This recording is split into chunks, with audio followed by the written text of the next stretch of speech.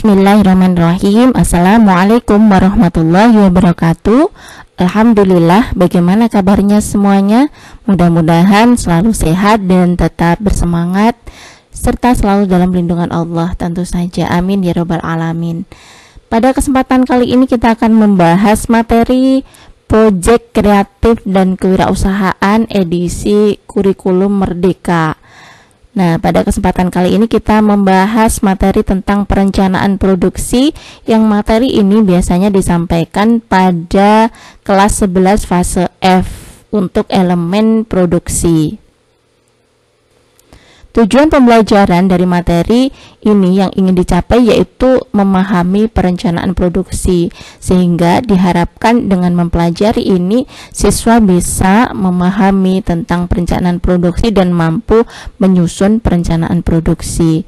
Untuk profil pelajar Pancasila yang diharapkan bisa diperoleh yaitu sikap mandiri, bernalar kritis, dan juga kreatif. Sebelum kita membahas tentang perencanaan produk, ya, kita bahas dulu tentang apa sih kegiatan produksi itu, karena ini sangat penting ya. Tentu saja perencanaan produksi itu dibuat dalam rangka mensukseskan kegiatan produksi itu sendiri. Nah, yang dimaksud dengan kegiatan produksi itu adalah kegiatan untuk menciptakan atau menghasilkan atau menambah nilai guna terhadap suatu barang atau jasa untuk memenuhi kebutuhan oleh orang atau badan produsen. Jadi di sini kegiatan produksi itu bukan hanya menciptakan atau menghasilkan saja ya, tetapi menambah nilai guna terhadap suatu barang itu juga termasuk dalam kegiatan produksi.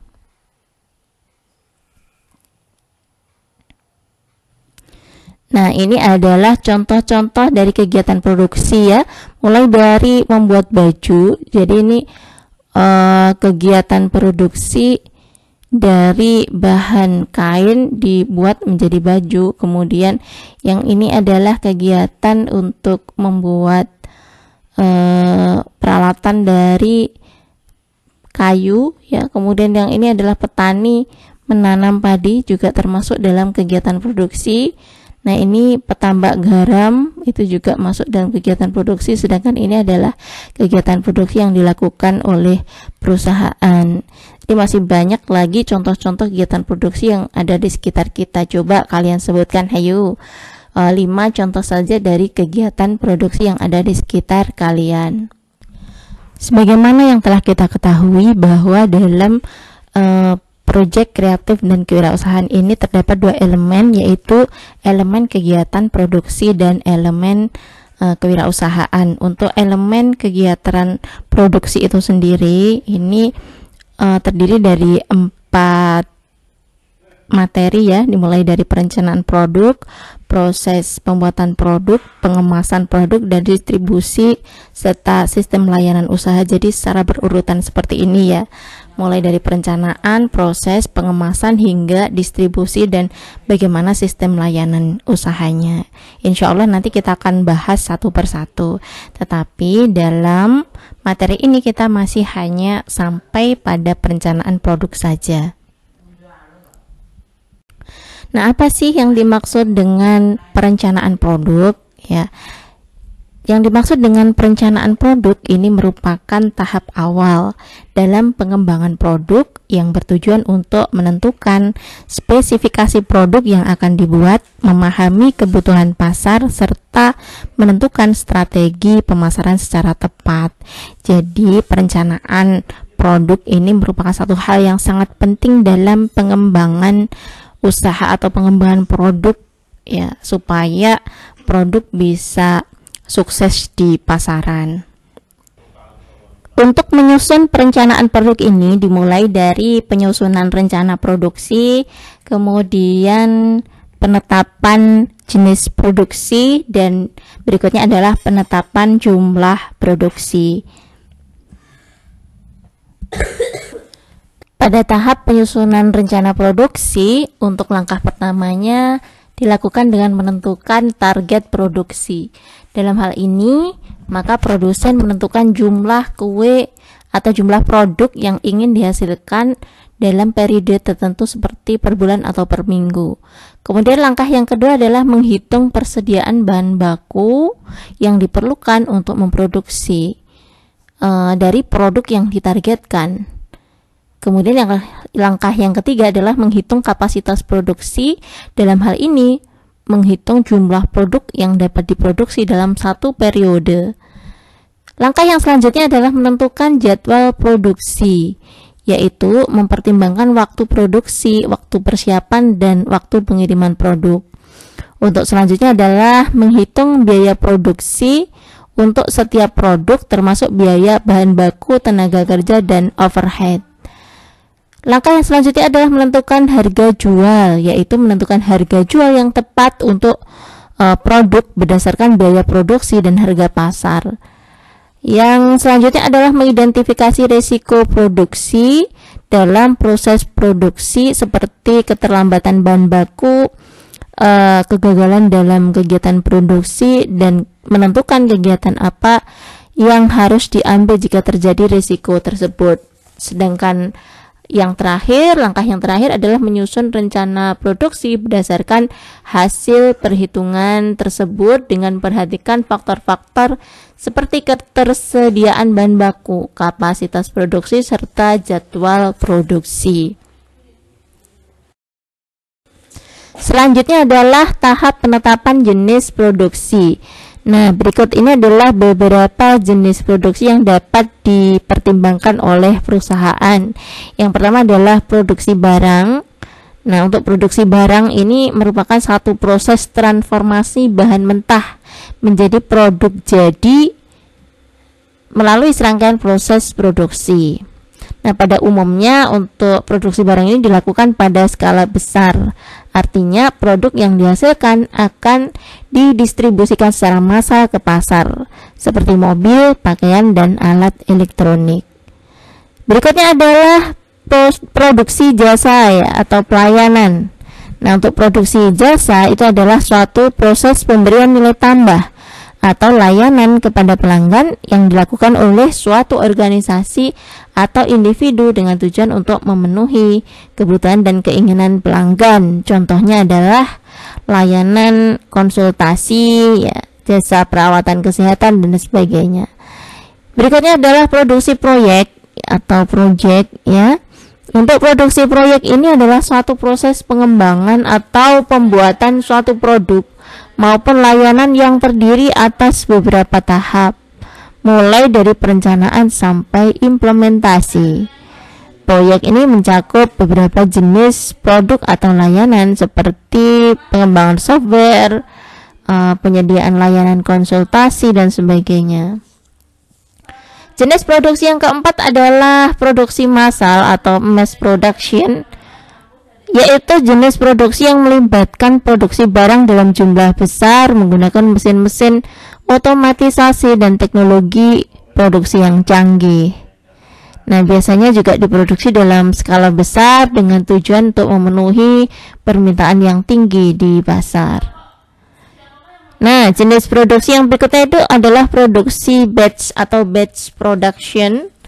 Produksi batch atau batch production adalah jenis produksi yang melibatkan produksi barang dalam jumlah tertentu atau batch yang ditentukan sebelumnya. Pada produksi ini dilakukan secara bertahap dalam jumlah kecil atau medium. Yang selanjutnya adalah produksi job shop, yaitu jenis produksi yang melibatkan pembuatan produk yang sangat beragam dan kompleks dengan spesifikasi khusus serta unik untuk setiap pesanan. Dan yang terakhir adalah produksi mix mode. Pada produksi mix model adalah jenis produksi yang menghubungkan beberapa produksi yang berbeda seperti produksi batch, massal, dan job shop dalam satu sistem produksi. Pada produksi ini, produsen atau perusahaan dapat memproduksi berbagai jenis produk berbeda dalam satu jalur produksi dengan alat produksi yang sama. Tahap yang selanjutnya adalah penetapan jumlah produksi. penetapan jumlah produksi ini merupakan tahap yang penting dalam perencanaan produksi, yaitu untuk menentukan jumlah barang atau produk yang akan diproduksi dalam suatu periode waktu.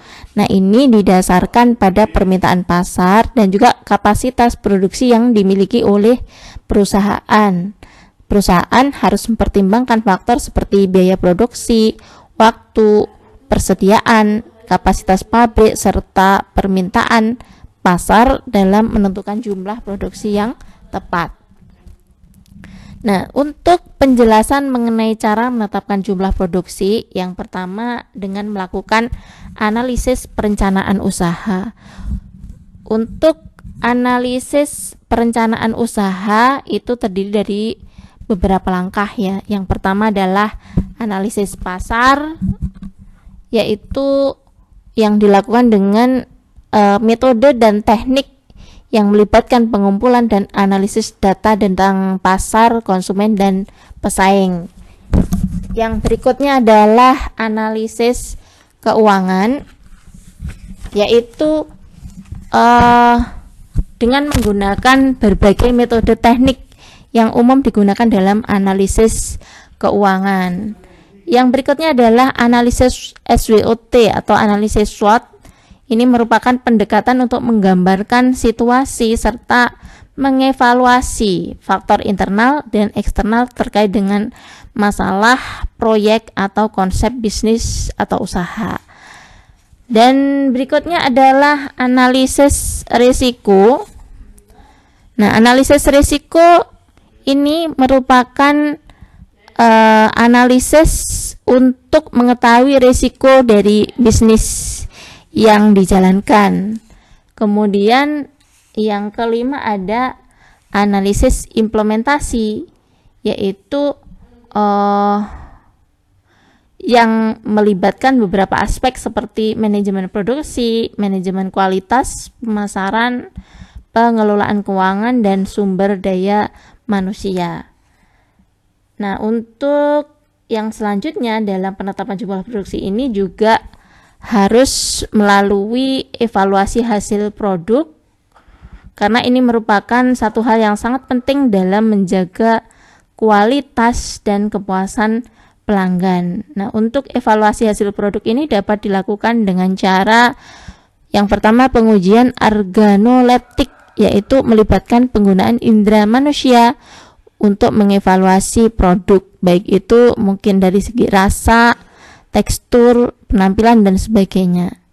Bisa juga dengan uji stabilitas produk, yaitu untuk memastikan produknya ini apakah dapat bertahan dalam waktu lama dengan kualitas yang tetap bagus. Nah, berikutnya ada uji kelayakan pasar, yaitu dapat dilakukan dengan memperkenalkan produk ke pasar dan meminta umpan balik pada konsumen. Dan yang terakhir, melakukan analisis biaya manfaat yang dilakukan untuk mengevaluasi efektivitas produk atau efektivitas produksi dari produk. Ini melibatkan penghitungan biaya produksi, harga jual, dan keuntungan yang dihasilkan. Demikian materi kita pada kesempatan kali ini. Insya Allah akan dilanjutkan dengan materi-materi yang selanjutnya. Tetap stay di channel ini, jangan lupa like dan subscribe agar channel ini bisa terus berkembang ke depannya. Terima kasih, mudah-mudahan bermanfaat. Wassalamualaikum warahmatullahi wabarakatuh.